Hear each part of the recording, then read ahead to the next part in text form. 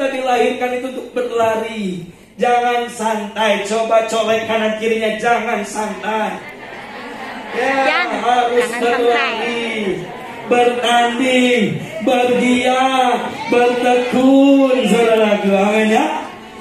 Haleluya. Yesus dahsyat. Saya begitu bersemangat sekali hari ini, saudara. Karena di dalam tujuan pertandingan itu pasti adalah menang dan mencapai garis finish dan mendapatkan piala atau medali. Saudara kalau lagi bertanding sebentar nanti ya dikul-kul masing-masing, amin ya, akan melomba menghias cake birthday anniversary gereja Tuhan BSI Hongkong. Jadi kalau Bapak Ibu Saudara ingin melihat bagaimana kreativitas setiap kul-kul yang ada, saudara bisa mampir di Taman Victoria Park gitu ya, lihat gimana mereka buatnya gitu ya. Mereka memang kreatif semua. Nanti kita akan menilai bersama-sama, saudara. Sekalian mengingatkan tanggal 31 kita anniversary gereja Tuhan ke 20 tahun. Wow, beri tepuk tangan yang meriah bagi Allah kita.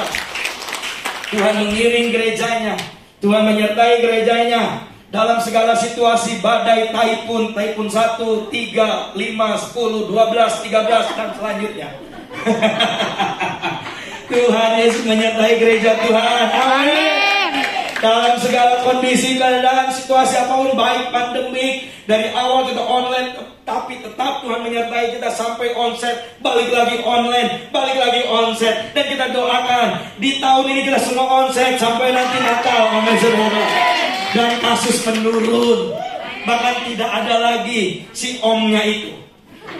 Jangan diundang si tantenya, amin saudara ya, cukup si omnya saja. Jangan dibawa keponakannya semua. Jadi tujuan pertandingan dalam kehidupan kita yaitu apa? Menang dan mencapai garis finish, saudaraku.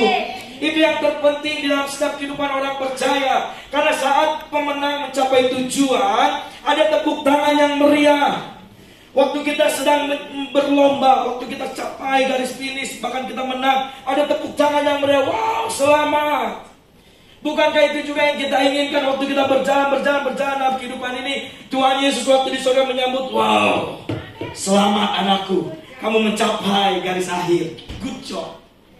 Wah saudaraku, acungkan jempol oleh Tuhan Yesus. Wah kita udah bangga, terima kasih Tuhan. Itu semua karena anugerah, itu semua karena kasih setia. Amin saudara. Mencapai garis finish, sehingga ada tepuk tangan meriah, sambutan. Banyak orang-orang melihat, wah ini orang menang nih, bertanding semua, kreativitasnya dan lain-lain, ada usaha, ada perjuangan. Sehingga kita sampai garis finish, menyelesaikan semuanya. Karena waktu kita mendapatkan kemenangan itu, saudara, kita mencapai garis finish, kita akan mendapatkan suatu medali, penghargaan, reward, diberikan kepada tim yang memenangi perlombaan tersebut. Boleh slide selanjutnya. Next, satu lagi. Oke, ini dia, medali emas. Kita mendapatkan medali, saudara, dikalungkan. Kalau saudara melihat Olimpiade badminton gitu ya, volley atau apapun itu, waktu yang juara Indonesia berkumandang lagu kebangsaan Indonesia, dikalungkan mereka medali emas. Mereka bangga membawa bangsa dan negara Indonesia, mengharumkan bangsa dan negara Indonesia. Bukankah kita juga sama, saudara? Waktu kita meskipun menderita sakit-sakitan dan pokoknya semua kondisi apapun yang sedang kita lewati, waktu kita naik podium, dikalungkan emas oleh Tuhan Yesus, kita bangga, kita menyenangkan hati Bapa, kita menyenangkan hati Tuhan. Bukankah itu tujuan kita hidup sampai hari ini? Menyenangkan hati Tuhan. Sehingga kalung itu, upah itu, mahkota itu, ini anakku, rewards dari aku, dari Bapa di surga. Kau sudah mencapai garis finish. Kau sudah menyelesaikan pertandingan iman, dan kau mengakhiri di dalam Kristus. Wah saudara, begitu senangnya. Saya senang apalagi Bapa di surga. Bagi kalau saya melihat ya, kalau misalnya di Indonesia ada orang yang hidup benar di hadapan Tuhan dan dia meninggal, saudara. Bagi saya itu sukacita. Kenapa? Karena dia meninggal di dalam Kristus. Secara roh, tapi secara jiwa memang kita ditinggalkan. Secara fisik kita bersedih karena tidak bisa lagi bertemu. Tapi secara roh saya bersuka cita sekali, karena dia mengakhiri garis finish di dalam Tuhan. Bukankah itu juga kerinduan kita, melihat jiwa-jiwa yang ada, agar mereka juga mengakhiri mencapai garis finish dan menyelesaikannya juga bersama-sama dengan orang-orang pilihan Tuhan, dengan orang-orang percaya. Haleluya. 1 Korintus 9:24. Tidak tahukah kamu bahwa dalam gelanggang pertandingan semua peserta turut berlari, tetapi bahwa hanya satu orang saja yang mendapat hadiah. Karena itu larilah begitu rupa sehingga kamu apa? Memperolehnya. Kita itu memperoleh sesuatu yang abadi, saudaraku. Karena di slide selanjutnya, di ayat 25 dikatakan gini, tiap-tiap orang yang turut mengambil bagian dalam pertandingan, menguasai dirinya dalam segala hal. Mereka berbuat demikian untuk apa? Memperoleh suatu mahkota apa? Yang fana. Dunia itu sedang mencari mahkota yang fana. Tapi lihat, orang percaya dikatakan apa? Tetapi kita, sama-sama ganti kata kitanya jadi saya, saudara. 1, 2, 3. Tetapi saya untuk memperoleh Lanjut, saudara. Ayo, 2, 3. Tetapi saya untuk memperoleh suatu mahkota yang abadi. Yes. Saya adalah orang percaya, kita adalah orang percaya. Kita akan mendapat mahkota yang abadi, mahkota kekekalan bersama Yesus Kristus di rumahnya yang mulia. Haleluya. Saudara datang ke tempat ini dialaskan dengan karpet. Nanti masuk surga dialaskan dengan emas. Jadi buat ibu-ibu, biasanya bapak-bapak jarang. Buat ibu-ibu, hati-hati, jangan bawa emas ke surga. Nanti malaikat cegat di pintu, maaf, jangan bawa apa-apa, jangan bawa sampah dari bumi, katanya. Karena di sini semua udah emas.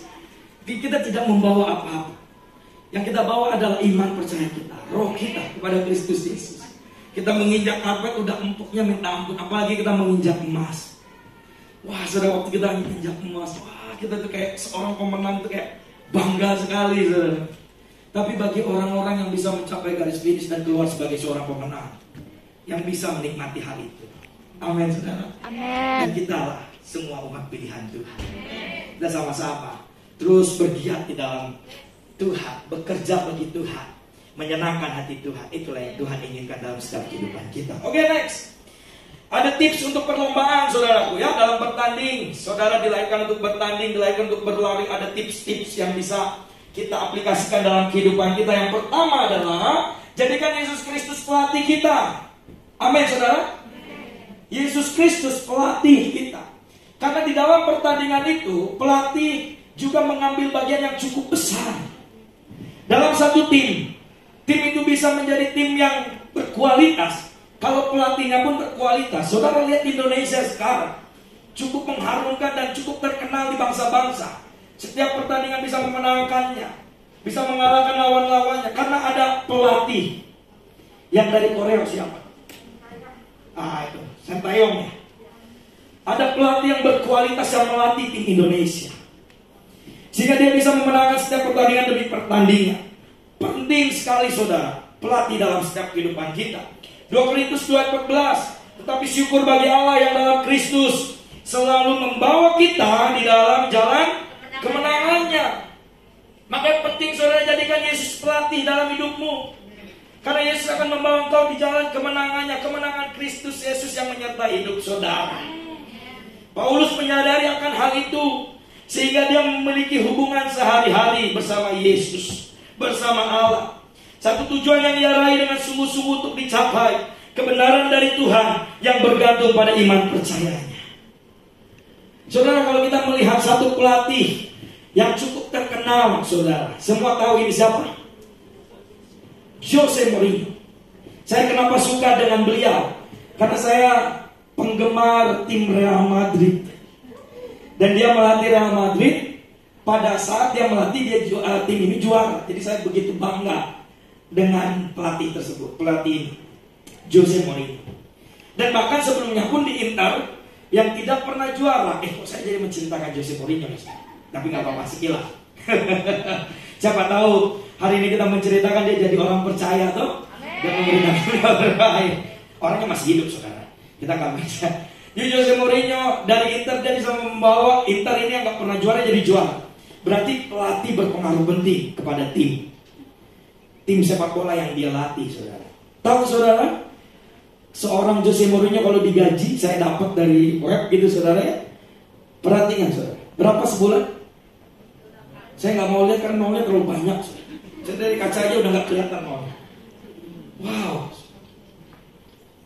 Bisa dikatakan bahwa dengan waktu yang dia berikan melatih satu tim, ada harga juga yang diberikan, yang ditawarkan bagi kehidupan. Kalau kita jadikan Yesus pelatih dalam kehidupan kita, dengan harga segini pun kita tidak bisa membayarnya, saudara. Lebih dari sini. Karena dia Allah, dia Yesus yang melatih kita. Bukan hanya waktu kita menjadi seseorang yang bertumbuh, saudara. Tapi sebelum bertumbuh pun dia tetap melatih kita. Ayo anakku, waktu bayi rohani, ayo anakku, saya suapin kamu ya. Saya terus bimbing kamu ya, dan lain-lain. Waktu kita dewasa pun Tuhan menyatakan, jangan takut anakku, aku ada di belakangmu, aku ada dalam hidupmu, aku ada di depanmu, aku memberikan kau jalan kemenangan. Sangat penting seorang pelatih dalam setiap kehidupan kita, saudara. Amin ya. Yang kedua yang ingin saya sampaikan adalah ikuti aturan main. Dalam pertandingan pasti ada aturan mainnya. Tidak ada semua pertandingan pasti ada aturan mainnya. Kalau kita tidak ikuti aturan main, saudara, kita pasti tidak akan pernah bisa menang. Karena kita melenceng dari aturan main itu. Dan bisa dikatakan bahwa kita curang, gitu saudara. Tapi hari ini tipsnya yang kedua adalah ikuti aturan main. 2 Timotius 2:5, dari seorang olahragawan hanya dapat memperoleh mahkota sebagai juara apabila ia bertanding menurut peraturan-peraturan olahraga. Peraturan-peraturan yang berlaku, saudaraku. Jadi seseorang kalau dia ikut dalam aturan main, dia bisa keluar sebagai seorang juara. 1 Korintus 9:26, sebab itu aku tidak berlari tanpa tujuan, dan aku bukan petinju yang sembarangan saja memukul, saudara. Bayangkan kalau ditinju tidak ada aturan main, semua bisa dipukul, saudara. Kebayang nggak, saudara? Dalam tinju, kecuali UFC ya, gitu, saudara. Dalam pertandingan tinju, dia tidak boleh dari bawah dari perut ke bawah, nggak boleh, saudara. Kebayang kalau aturan itu dilanggar, apa yang terjadi? Ada aturan mainnya. Sehingga seorang petinju harus tahu cara memukul. Seorang petinju harus tahu aturan yang berlaku, sehingga dia tidak sembarang memukul, saudara. Kebayang nggak, saudara, pernah saudara melihat di TV Indonesia yang diadakan oleh Holy Wings, kalau nggak salah ya. Sekarang udah ditutup kan, saudara ya. Holy Wings, dia membuat pertandingan antara artis, gitu, saudara. Kebayang mereka kan bukan profesional petinju. Waduh, itu mukulnya, wah, udah. Coba bayangkan petinju kayak gitu, saudara. Ya enggak, karena memang nggak profesional dalam bidang, sehingga dia sembarang memukul. Tapi hari ini firman Tuhan mengatakan gini, seorang petinju itu melatih pukulannya, saudara. Sehingga dia tidak berlari tanpa tujuan. Dan dia bukan seorang petinju yang sembarangan saja memukul. Jadi ikutin aturan main yang berlaku, yang Tuhan nyatakan dalam setiap kehidupan saudara. Ya, bagaimana juga kita melihat Ayub ya, saudara ya. Dia seorang hamba yang dilatih Tuhan. Luar biasa. Dia keluar sebagai seorang pemenang. Saudara mau mengalami seperti Ayub alami, saudara? Amin atau amin? Amin atau amin? Enggak, Pastor, dia terlalu berat, saudara ya. Lihat, perhatian ayat firman Tuhan ini. Maka bertanya Tuhan kepada, dari mana engkau? Lalu iblis menjawab kepada Tuhan, dari perjalanan mengelilingi dan menjelajah bumi. Nah, ini pekerjaan iblis itu menjelajah dan mengelilingi bumi, saudaraku. Jadi kita pun harus hati-hati, gitu ya, siap sedia. Lalu bertanya Tuhan kepada iblis, apakah kau memperhatikan hambaku Ayub? Sebab tiada seorang pun di bumi ini seperti siapa? Ayub, yang demikian saleh, jujur, takut akan Allah, dan menjauhi kejahatan. Meskipun Ayub seorang yang jujur, saleh, berintegritas, saudara, tetap Tuhan Yesus latih dia. Mengalami banyak hal yang dia alami, tapi pada akhirnya dia mencapai garis finish. Dia bisa keluar sebagai seorang pemenang, sehingga dia diberkati berlipat-lipat kali ganda. Amin, saudara. Kita semua kalau mengandalkan Tuhan pasti hidupnya diberkati. Amin. Seperti Ayub. Tapi jangan lupakan prosesnya. Haleluya. Kita diproses, jangan protes. Haleluya, saudara. Waktu Tuhan memproses kita, dia akan mempersiapkan kita sesuatu hal yang besar dan luar biasa. Amin. Tapi kadang orang Kristen ya, saudara, di sini nggak ada. Di luar sana yang banyak itu. Daerah sana pokoknya kutub utara ke dalamnya lagi lah. Di situ banyak gitu, saudara. Pada orang percaya nggak mau, bahkan orang Kristen nggak mau prosesnya, tapi pengen berkatnya, gitu, saudara. Padahal Tuhan ingin melatih kita itu diproses, bahkan diuji, saudaraku, agar kita menaiki level selanjutnya. Itu kerinduan Tuhan. Kalau iblis mencobai untuk menjatuhkan kita, Tapi Tuhan menguji kita untuk agar anak-anaknya menaiki level selanjutnya. Amin. Amin, saudara. Dia beri tepuk tangan. Yang ketiga, tipsnya adalah jangan bawa beban berat, saudara. Saudara kalau pernah hiking gitu ya, bawa beban berat gitu ya. Saya pernah hiking sama banyak pendatang, cukup berat bagi saya. Dan pergumulan untuk saya juga. Dan selanjutnya saya tidak mau lagi hiking. Nah, saudara, ini bercanda loh. Yang saudara lihat, oh Pastor pantesan gak pernah olahraga, badannya gembul gitu. Saya tahu pikiran saudara. Haleluya. Jangan bawa beban berat, saudara. Saudara kalau waktu hiking gitu ya, bawa beban berat gitu ya. Makanya kalau hiking kan pengennya bawa beban yang biasa saja, ringan gitu ya, agar lebih cepat perjalanannya dan lebih apa namanya ya, nggak sulit juga gitu loh, nggak gampang capek. Tapi kalau saudara tuh bawa rice cooker, kulkas, mau kemana hiking, mau ngapain, mau panggang-panggang di atas, bawa mesin panggang dan lain-lain, udah berat gitu, udah jalan tuh udah gini saudara. Yang pertama lama, yang kedua capek, yang ketiga sampai atas pun pengennya turun lagi saudara. Udah nggak jadi panggang-panggangan, turun lagi yuk, udah capek. Bawa air minum mineral 1 galon gitu saudara, masukin tas, enggak. Itu akan memperhambat perjalanan kita. Sama halnya dengan ikut Tuhan dalam pertandingan ini. Jangan bawa beban-beban berat itu. Jangan terlalu bawa beban berat. Apa saja saudara, banyaklah kehidupan kita ya, beban-beban apapun itu saudara. Di dalam Ibrani 12 ayat 1 dikatakan, karena kita mempunyai banyak saksi bagaikan awan yang mengelilingi kita, marilah kita menanggalkan semua beban dan dosa yang begitu merintangi kita, saudara. Kadang masa lalu menghalangi perjalananmu, tinggalkan. Jangan disayang-sayang. Mungkin saudara punya dosa kesayangan gitu, dosa yang dikasihi. Tinggalkan saudara, itu beban buat perjalananmu. Itu beban buat engkau bertanding untuk menghadapi hari-hari berikutnya. Jadi jangan bawa beban yang berat saudara. Dan berlomba dengan tekun dalam perlombaan yang diwajibkan bagi kita. Rasa iri hati kah, kedengkian kah, pikiran jahat kah, omongan jahat, inilah kadang menjadi beban yang harus ditinggalkan oleh orang Kristen. Kenapa orang Kristen tidak pernah maju? Karena dia terlalu nyaman di masa lalu. Dia terlalu menyayang-nyayangkan sampah-sampah yang ada dalam kehidupannya. Sampah itu buanglah pada tempatnya. Jangan dia eman-eman. Ya, dijago saya. Jangan disayang-sayang. Kalau sampah buang, saudara. Iri hati, itu akan menghadang atau itu akan menghalau perjalanan kehidupan kerohanianmu, saudara. Jadi setiap praktik yang membawa penghinaan ataupun sesuatu hal yang tidak berkenan di hadapan Tuhan Kristus harus disingkirkan. Amin, saudara. Apapun taruhannya. Satu dosa yang disayangi cukup untuk melakukan degradasi karakter kita dan bisa juga menyesatkan orang-orang sekitar kita. Itu saudara. Jadi jangan ada dosa kesayangan. Ada di sini saudara dosa kesayangan? Di luar sana banyak. Di sini saya tidak ada. Di kutub utara saya banyak saudara ya. Haleluya. Yang keempat, saya akan lanjut dulu. Jangan memandang ke belakang. Saudara, kalau di Indonesia bawa kendaraan, kalau di sini pun bawa kendaraan, saudara, kaca spion itu pasti kecil. Benar nggak? Kebayang nggak saudara kaca spion sebesar kaca yang di depan pengemudi? Saudara naik bis, kalau di kaca depan supir itu sebesar kaca spion, saudaraku, spionnya sebesar kaca itu, saudara. Kebayang nggak, saudara? Saudara bukan jalannya maju, tapi mundur terus. Mundur nge-track terus, saudara. Karena melihatnya ke belakang terus. Tips agar kita bisa terus keluar sebagai seorang pemenang, saudara. Yang keempat ini adalah jangan memandang ke belakang. Jangan sering memandang ke belakang, saudara. Filipi 3. Saudara-saudaraku sendiri tidak menganggap bahwa aku telah menangkapnya, tetapi ini yang kulakukan. Aku melupakan apa yang telah di belakangku dan mengarahkan diri kepada apa yang di hadapanku dan berlari-lari kepada tujuan untuk memperoleh hadiah, yaitu apa saudara? Panggilan surgawi dari Allah dalam Kristus Yesus. Wow. Dia tidak pernah lagi memandang masa lalu dan lain-lain, saudara. Kalau itu menjadi penghalang, jangan memandang ke belakang.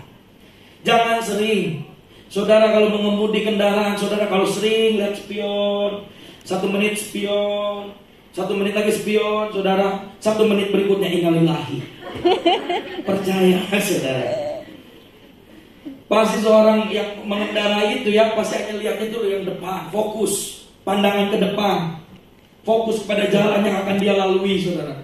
Kalau dia dikit-dikit lihat spion, bukankah itu juga menjadi suatu teguran bagi kehidupan kita sebagai orang percaya? Kalau kita dikit-dikit lihat masa lalu, saudara, bukankah itu intimidasi dari si iblis? Dan itu akan digunakan, salah satu cara yang akan digunakan oleh si iblis untuk menjatuhkan iman percaya kita. Dia akan bilang, nggak layak, nggak kudus dan lain-lain, saudara. Itu intimidasi. Bukankah Tuhan akan membawa kita, mengeluarkan kita dari tempat kotor kepada tempat yang bersih, saudara? Dan waktu kita ada di tempat bersih itu, bukankah kita terus dibaharui kerohanian kita? Itu kita terus mendekat, melekat, intim bersama Bapa di surga. Itu yang Tuhan inginkan. Jadi tips yang keempat ini, jangan sering dan jangan memandang ke belakang, saudara. Ya. Yang kelima, akan ada rintangan. Ini juga harus waspadai, saudaraku. Di dalam perlombaan pertandingan itu hati-hati, akan ada rintangan. Orang yang tidak sigap dan siap, saudara, dia bisa kalah dalam poin ini. Kenapa? Karena dia tidak siapkan diri dia terhadap rintangan yang akan dia hadapi, saudaraku. Di dalam Yakobus 1 ayat 12 dikatakan ini, berbahagialah orang yang bertahan dalam, coba bayangkan, berbahagia firman Tuhan, berbahagialah orang yang bertahan dalam pencobaan, sebab apabila ia sudah tahan uji, ia akan menerima apa, saudaraku? Mahkota. Ia akan menerima apa, saudaraku? Mahkota. Yes, dia akan mendapatkan mahkota kehidupan yang dijanjikan Allah kepada barang siapa yang mengasihi dia. Jadi siapa yang akan mendapatkan mahkota? Ya, kita dong. Amin dong, iman. Berarti harus kita memiliki karakter seperti Kristus. Dan kita harus melakukan segala apa yang Tuhan perintahkan dalam setiap kehidupan kita. Karena orang yang mengasihi Tuhan adalah orang yang mentaati, mengikuti apa yang Tuhan nyatakan, katakan melalui firman-Nya. Amin. Itu salah satu bukti kalau saudara mengasihi Tuhan. Jadi yang kelima ini, akan ada rintangan, waspada diri. Lihat saudara, ujian itu akan membentuk otot rohani kita. Tapi hidup yang terlalu nyaman kadang membuat otot rohani kita ini jadi lemah. Saudara kalau misalnya nge-gym gitu ya, olahraga gitu saudara angkat barbel gitu kan, melatih otot kita semakin kekar gitu, semakin besar, semakin berurat gitu saudara. Pokoknya semakin oke gitu. Tapi kalau saudara kerjanya hanya makan, minum, ke toilet, makan, minum, toilet. Saudara jangan lihat saya, saudara. Saya ada naik tangganya loh, saudara. Belum pernah ke sekretariat kan? 6 lantai loh, saudara. Jadi saya ada olahraga. Maksudnya hanya hidup dalam kenyamanan dunia, maksudnya dalam hal-hal yang bertentangan dengan kehidupan kerohanian kita. Bukankah itu akan melemahkan otot rohani kita, saudara? Sehingga kita tidak kuat menghadapi segala badai. Kita tidak kuat menghadapi setiap masalah yang sedang kita hadapi di masa-masa sekarang ini. Tapi hari ini kita percaya, meskipun rintangan itu ada di hadapan kita, ujian itu Tuhan nyatakan dalam kehidupan kita dan izinkan terjadi dalam kehidupan kita. Itu untuk melatih otot rohani saudara. Amin. Beri tepuk tangan. Yang keenam adalah pandanglah pada Yesus. Ibrani 12 ayat 2, marilah kita melakukannya dengan mata yang tertuju kepada Yesus yang memimpin kita dalam iman dan yang membawa iman kita itu kepada kesempurnaan. Haleluya. Dan yang ketujuh, yang terakhir adalah yang ingin saya sampaikan, menyerah bukan pilih. Sama-sama 2, 3. Menyerah bukan pilihan. Itu dia. Jadi menyerah itu bukan pilihan. Apa kuncinya, saudara? Ingatlah, kuncinya adalah konsisten. Amin. Saudara kalau konsisten, saudara pasti tidak akan pernah memilih menyerah. Karena menyerah itu bukan pilihan. Jadi kuncinya adalah konsisten. Saudara, ada video singkat. Kita melihat bagaimana salah satu pelari, atlet gitu saudara ya. Lihat. Bagaimana dia itu sudah luka, saudara. Ini sudah luka, pasti dia sakit lah, menahan rasa sakit. Dia terus berlari, saudaraku ya. Pokoknya dia udah tinggal seorang diri, saudara. Dia yang lain sudah sampai garis finish, tapi dia belum karena dia mengalami cedera. Tapi dia terus berlari, lihat saudara. Wah, mungkin kalau kita ada di apa yang dialami gitu saudara, itu sudah mengalami sakit yang tidak tertahankan lagi. Ya, tapi dia tetap berlari, saudara. Dia tetap konsisten. Dia tetap semangat mengakhiri dia. Ya, sampai dia ke garis finish. Ada statement yang dia katakan, saudara. Ini dia statement. Next. Nah, negaranya tidak mengirim dia 5.000 mil jaraknya untuk mengirim dia hanya untuk memulai perlombaan. Perhatikan. Negaranya yang jaraknya 5.000 mil untuk diantarkan sampai ke negara itu di mana dia berlomba, bukan hanya untuk memulai perlombaan, pertandingan. Tapi apa saudara, dia katakan ini, tetapi mereka mengirim saya ke tempat ini, ke negara ini, untuk menyelesaikan garis finish, mencapai garis finish dan menyelesaikan pertandingan ini.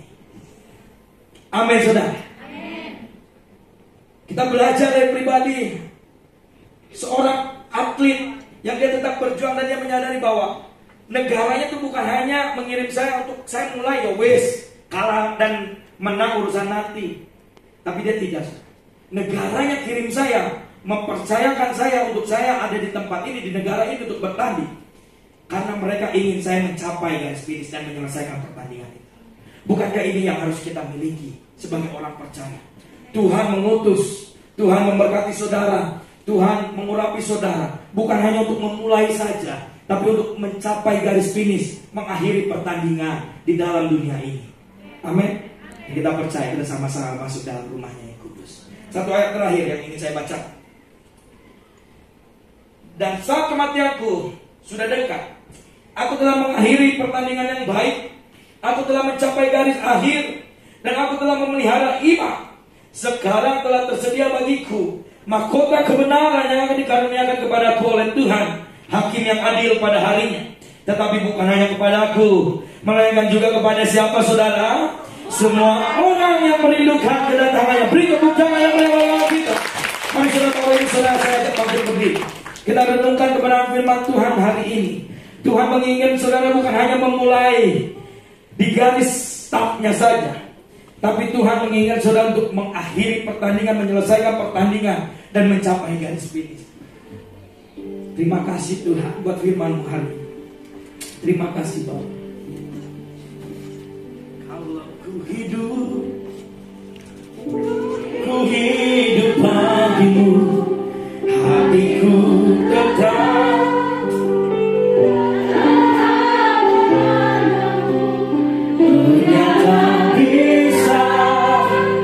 menjauhkanku dari kasih-Mu. Selama ku hidup, kami mau hidup bagi-Mu Tuhan.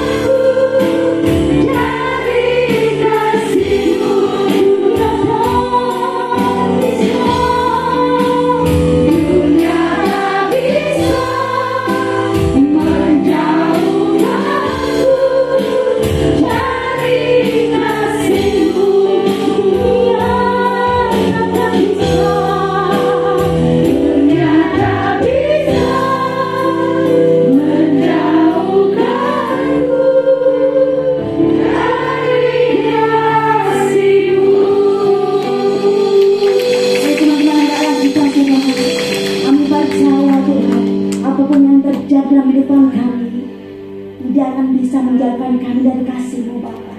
Terima kasih buat firman pagi hari ini Bapa. Terus matikan dalam hati hidup kami Bapa. Dan setiap kami menjadi pelaku firman di akhir zaman ini Bapa. Engkau berkati hamba-Mu Tuhan, kami mengisi hati-Mu. Berkati, penuhi dengan berjalan dengan pengurapan yang baru Bapa. Tanda-tanda ajaib, tanda-tanda heran menyertai pelayanan hamba-Mu dimanapun kami melayani Engkau Tuhan. Kami percaya banyak jiwa dimenangkan bagi Engkau Tuhan. Terima kasih Tuhan, terima kasih. Kami juga bersyukur setiap kami Tuhan. Kalau sampai hari ini kami ada semua karena kasih karunia-Mu Tuhan. Kalau sebentar lagi Tuhan kami persembahkan yang terbaik daripada hidup kami, yang telah Kau percayakan bagi setiap kami Tuhan. Baik persembahan syukur Bapa, penuh iman, perpuluhan apapun jenis dalam kami Tuhan Yesus. Itu sebagai bukti tanda kami bahwa kami mengasihi Engkau. Dan kami percaya Engkau Allah yang menyediakan benih bagi sang penabur. Dengan hati yang bersyukur dan sukacita, kami berikan terbaik buat Engkau. Dalam nama Tuhan Yesus yang siap